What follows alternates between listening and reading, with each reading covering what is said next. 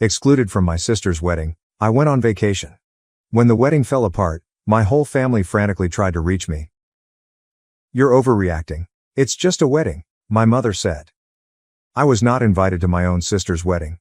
Instead, I scheduled a trip. Days later, my relatives blew up my phone. I sat there, staring at my screen, reading the message for the 5th time. "Hey, just wanted to let you know the guest list is finalized and we had to make some tough cuts. Hope you understand.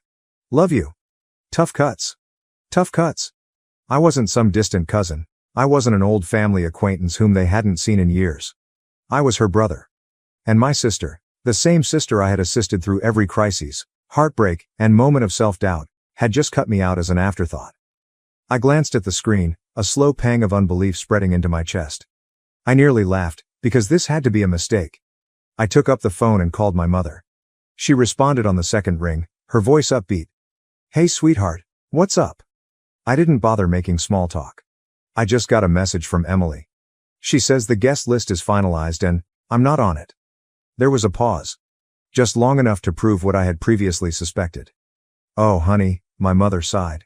She always used that voice to make me feel like I was being unreasonable. "It's just a wedding. Don't make a big deal out of this. Just a wedding." I felt a hot stinging coil in my stomach.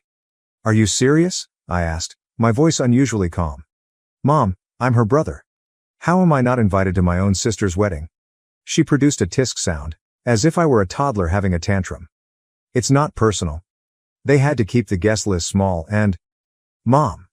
I cut her off. "I just saw Emily's Instagram post. She invited 150 people." Silence. Then, a forced chuckle. "Well, you know how things are. Weddings are expensive. And maybe they assumed you wouldn't mind skipping this one." I felt like I had been hit in the stomach. "Wouldn't mind?" I asked. "Mom, I've been there for Emily through it all. I helped her relocate twice. When she lost her job, we covered half of her rent. And I was the one who helped her get over her last breakup. But now I'm not good enough to be there on her special day." "Oh, stop being dramatic," my mother remarked with a sigh. "It's just one day. You're overreacting." I laughed briefly and without humor. Overreacting, right? I could already predict how things would go. I would argue. My mother would shrug me off. Emily would certainly provide a half-hearted apologies later. I'd be expected to forgive and forget. Because that is what I have always done. Not this time. Something within me cracked. If I wasn't worthy of inclusion, then fine, I would not be. I hung up without saying anything and began browsing through my phone. If I wasn't planning to attend Emily's wedding, then I was going to be somewhere much nicer. I was going on a vacation. The more I thought about it, the angrier I became. I wasn't the type of guy who got upset over trivial matters. I had previously let a lot slide. Emily had repeatedly forgotten my birthday. She would only call me when she needed something. Our mother always wanted me to be the understanding one. Emily managed to get away with murder. But this was an entirely new level of disdain. I wasn't going to sit around moping while my sister and the rest of the family played happy little wedding without me.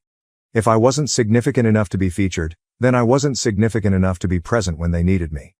I grabbed my laptop and began looking up flights. If Emily could have the happiest day of her life, then I planned to enjoy the best week of my life. It took less than an hour to plan. I reserved all-inclusive accommodations at a 5-star resort in the Caribbean. Suite with an ocean view, spa services, and access to a private beach. I had always convinced myself that such a trip would be too pricey. Not this time. I wasn't just traveling for a holiday. I was making a statement. When the wedding weekend came around, I was already on a plane, enjoying champagne in first class.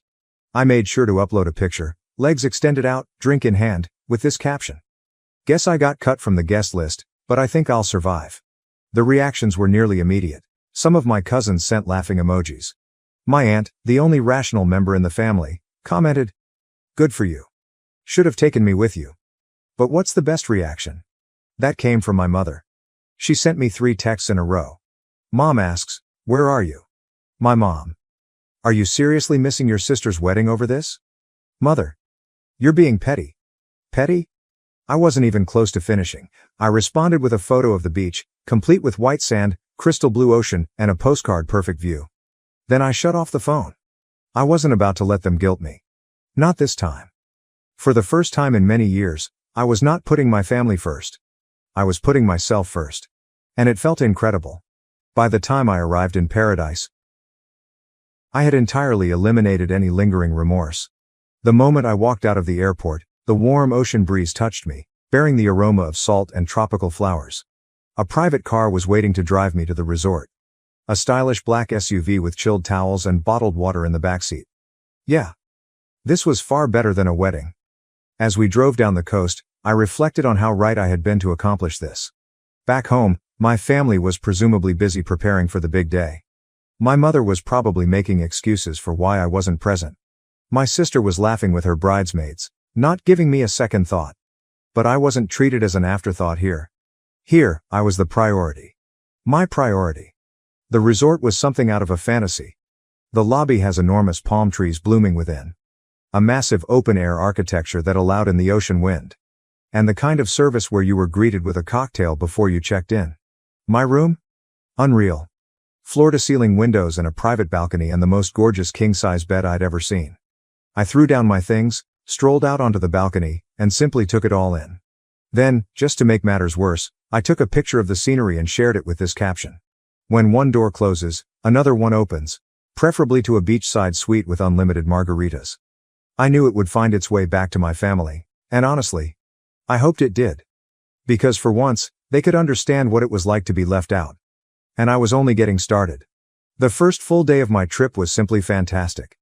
I began the morning with room service, which included fluffy pancakes, fresh fruit, and coffee that was so wonderful it ruined every cup I'd ever tasted. Then I spent the entire day doing precisely what I wanted. No responsibilities. There's no family turmoil. Just me, the ocean, and a timetable focused only on my own enjoyment. By the afternoon, I was lounging on a sunbed by the infinity pool, martini in hand, watching the waves roll in. Every so often, I'd check at my phone, not to check in with my family. But look at the growing amount of responses to my vacation blogs. The comments were gold. Cousin Jake. Bro, where are you even? Aunt Lisa. Okay, now you're just showing off. An old college acquaintance says, dude, invite me next time. Finally, I received a notification that made me smirk. Emily saw your article. Oh, now she was paying attention. I could just imagine her reaction, sitting in the bridal room, sipping inexpensive champagne, scrolling through Instagram only to see me having my best life while she is anxious about her wedding. Good. I leaned back, took another sip of my beverage, and thought, enjoy your special day, sis. I hope it's all you wanted. However, when the sun began to set, something unusual occurred. My phone started to explode. Initially, I ignored it. I figured it was just more people reacting to my photos. But then I noticed these names. Mom. Emily. Cousin Jake. Even Uncle Rob. Call after call. Texts are coming in non-stop. I raised an eyebrow and eventually opened my phone. The first text I saw was from my mother. Mother. Call me. It's an emergency. Is there an emergency? Attending the wedding? I sighed, debating whether I really cared. Jake then sent another message. Jake's reaction. Dude, you are not going to believe what just happened. Oh, now I was curious. I sat up and scrolled through the texts. And I quickly understood that the universe had given me the nicest wedding gift I could have ever hoped for. Because as it turned out, Emily's beautiful wedding had gone up in flames. I scanned through a torrent of messages. My sneer grew with each one. Jake replied, Bro. You dodged a bullet. Mother. Call me right now. This is a family crisis. Emily, please. Where are you? I need you. I stretched out in my lounge chair. I took another drink of my cocktail, and continued scrolling. Then I discovered a message that made me laugh out loud. According to cousin Melissa, the groom simply walked out. I almost choked on my drink. Did the groom leave? Oh, this was better than I could have expected. Curiosity got the best of me, so I eventually texted Jake back. My response? What do you mean he left? Jake. Dude, during the reception, full meltdown. He and Emily had some huge fight and then he just walked out. Straight up left the venue. Jake, again. Oh, and then Uncle Rob and Dad got into a screaming match over who was ruining the family's reputation. Grandma cried. The venue cut the bar early. It's a mess. I leaned back, smirking. My sister had refused to let me attend the wedding, believing that she didn't need me. And now? Suddenly, I was the first person they all ran towards. I could already hear my mother's voice in my brain. You need to fix this, Emily is devastated. Yes, no thanks. I opened the following message. It came from Emily. Emily says, answer your phone. Please, I need you. Oh, suddenly I was significant. I took a deep breath and typed back a single response. Me. Sorry, I'm a little busy enjoying my overreaction. Hope the wedding was fun. And then, I blocked her phone number. I blocked my mother. I also blocked Jake, just in case he got drawn into their guilt trip operation. Then I turned my phone to do not disturb mode, waved over the bartender, and ordered another drink. Because, while my family spiraled, I was in paradise. And for once, I wasn't bothered. The following morning, I awoke to the sound of waves breaking on the shore. The aroma of sea and tropical flowers wafted through my open balcony doors. I stretched and yawned. And for one lovely minute, I almost forgot about the pandemonium at home. Almost. Then I looked at my phone. Even though I blocked the majority of my family, I still had more than 20 missed calls from random numbers. They tried everything to contact me. Several voicemails had slipped through. Despite my better judgment, I pressed play on the first one. Mom's voice, frantic. I don't know what you think you're doing, but this is not the time for one of your tantrums. Your sister is devastated and we need you here. This family needs to stick together right now. I rolled my eyes before deleting it. Next voicemail. Emily is crying. I don't understand why you're doing this. You're my brother. I need you. Please, just call me back. Click. Deleted. The following one had me laughing. Jake whispered as if he were hiding in a closet. Dude, Mom and Aunt Lisa are planning to show up at your apartment when you get back. Just a heads up. Also, Grandma keeps saying the wedding was cursed because you weren't there. It's hilarious. Was that a voicemail? I've saved. I tossed my phone on the bed and stepped out onto the balcony. The sun had just begun to rise. Creating a golden glow over the ocean, I took a deep breath, allowing the warmth of it to sink in. Back at home, my family was scrambling to perform damage control. Meanwhile, I was here, sipping espresso while wearing a bathrobe, enjoying the best decision I'd ever made. And the best part? They were now feeling what I had felt when they cut me out. Unwanted. Forgotten. Left out. It was rather poetic, actually. But I wasn't finished yet. I grabbed my phone. I took a photo of my breakfast, which included fluffy pancakes, fresh fruit, and a mimosa that was so brilliant it might blind someone. And posted it with this caption. Starting my day stress-free. Hope everyone back home is doing okay. Then, just for fun, I went through my blocked messages, grinned at all of the missed calls, and ordered another mimosa. I didn't intend to call them back. Allow them to clean up their own mess. I was on vacation. By midday, I was relaxing under a secluded cabana, sipping a tropical drink with an umbrella when my phone vibrated again. This time, the message came from cousin Melissa. Melissa. Okay, I know you're mad. And honestly, you deserve to be. But you have to hear what happened after the wedding. Call me. You're going to love this. I raised an eyebrow. Melissa has always been the only cousin with a brain. If she mentioned that I needed to hear anything, it was probably worth the time. So, despite my better judgment, I called her. She answered the first ring. Oh my God, you're finally answering, she said, unable to contain her joy. Okay, are you sitting down? I gazed about in my shaded cabana, the vast ocean in front of me and the chilled beverage in my palm. Yeah, I think I'm in a good place for whatever this is. Melissa let out a breathless laugh.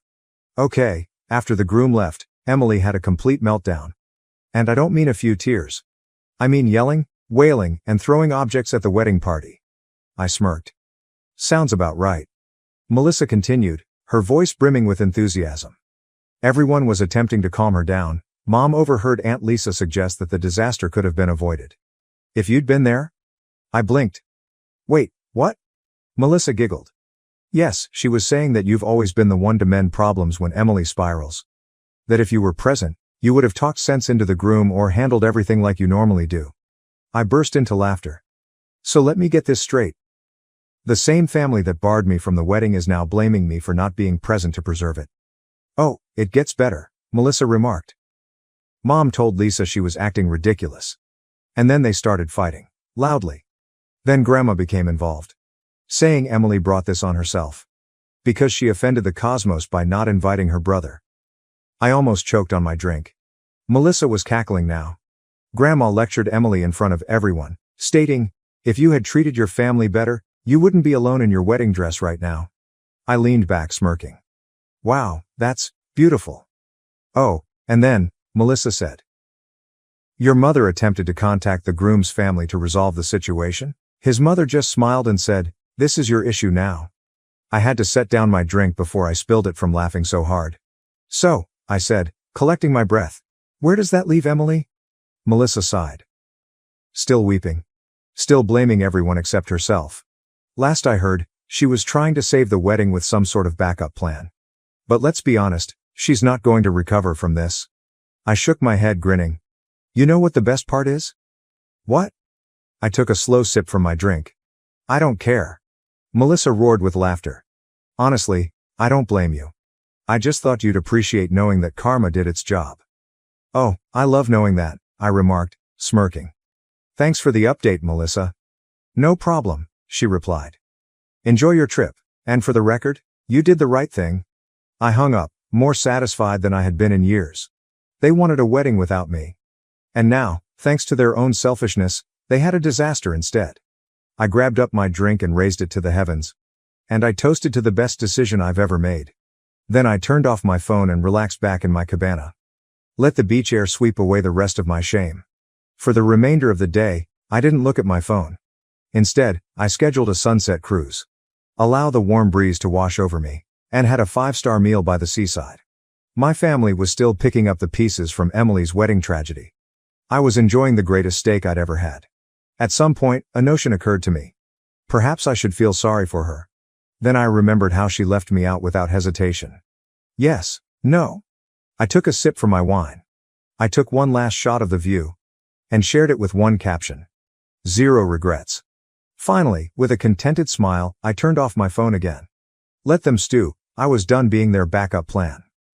The following morning, I awoke feeling lighter than I have in years. There is no guilt. There will be no tension. There were no last-minute family emergencies that became my job to solve. Just myself and the sound of waves. And an entire day of nothing but rest. I stretched, ordered room service, and, out of curiosity, I turned my phone back on.